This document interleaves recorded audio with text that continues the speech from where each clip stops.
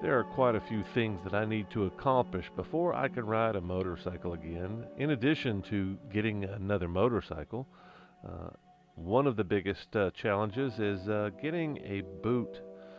What I thought was going to be a heavily modified boot to replace this sneaker, this old man walking shoe. And yes, maybe this is the first time you've seen my foot. What I really thought I was going to have to cut the crap out of this boot to get it on my prosthetic.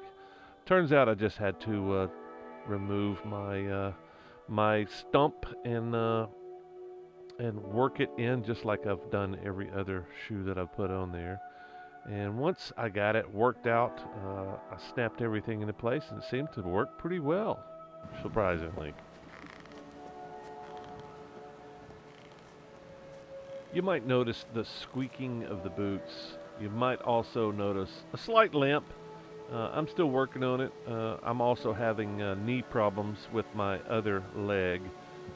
That that's actually my bad leg.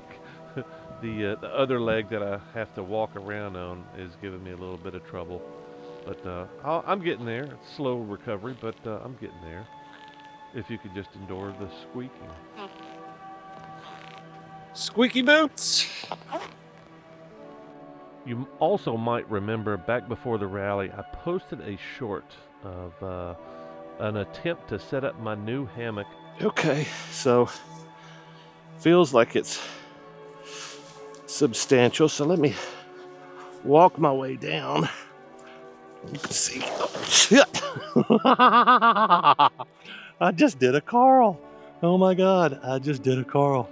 And probably the biggest fail is I was very unfamiliar with this hammock. It's very similar to the hammock that I had for the last 10, 12 years, my war bonnet, but the suspension is a little bit different, and I had to actually order some new um, tightening devices, and on recommendation from my buddy Luke, just got some descending rings, and I'm not very familiar with descending rings. I've climbed before, but I've never used descending rings. I had to learn a whole lot of new things, and I figured I would go set it out before I actually go camping and depend on this thing. I just wanted to see how it worked, so I took a few minutes to go set this thing up for the second time with my new suspension equipment, and I learned a few things, and I realized that this is probably going to work out as good as I had hoped. It's a Hennessy hammock. This is in no way a review because I'm just now getting familiar with it. And if you don't know by now, if you haven't been watching my channel for some time, I'm a huge hammock advocate. I'm a big advocate of hammocks over tents, and you will see that in the future coming along, just because it's so much easier to find trees than it is to have a flat spot to put a tent. And you're looking out behind me and going, "Ah, you could have put a tent anywhere." And I'm going, "Nah, no, this is all on a slope, and there's a big slope right in front of me." But here's the I did the same damn thing. It's kind of funny how stupid I can be sometimes. Damn it. Okay. Well, I screwed the pooch on that one. Again. At least I got it on camera. Could have hurt my knee doing that. That's dangerous.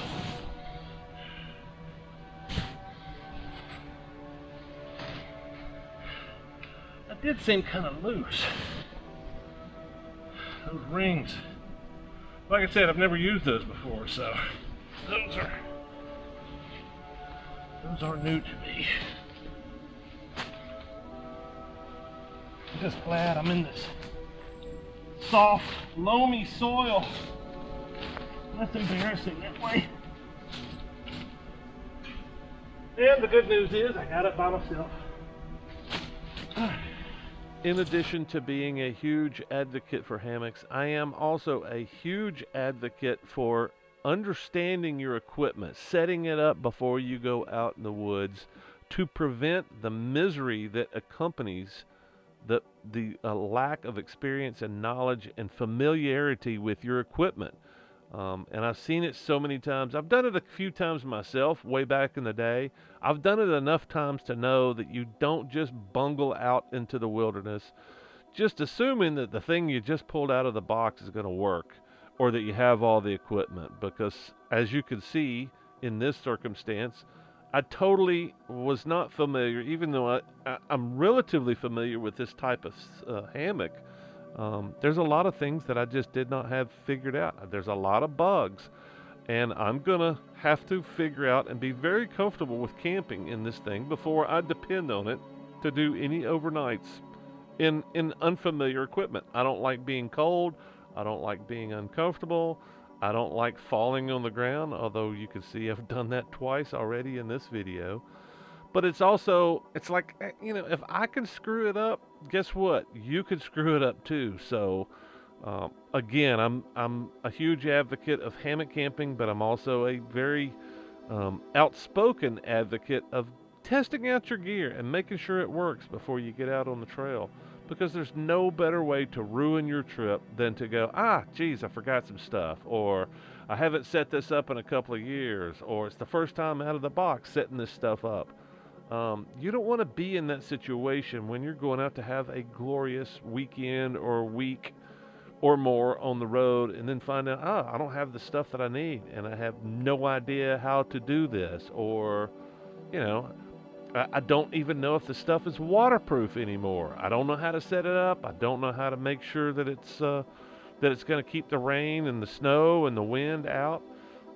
Is it going to blow across the desert and leave me leave me without any shelter at all? It's kind of scary if you think about it. So, pay attention to my problems, and you'll come out a lot better. Mission accomplished. Very proud. Hope you enjoyed that little teaser. And of course, I was hoping to pick up a motorcycle this weekend, but scheduling conflicts got in the way. And I'm still kind of surprised at how many people are not picking up on any of the hints that I keep dropping. And everybody wants to give me suggestions on which bike to buy. And, that decision was made many weeks and months ago. So it's kind of surprising. Nobody's really picking up on the hints. I guess I've just got a lot of casual viewers that don't really watch much and don't pick up on hints. I don't know.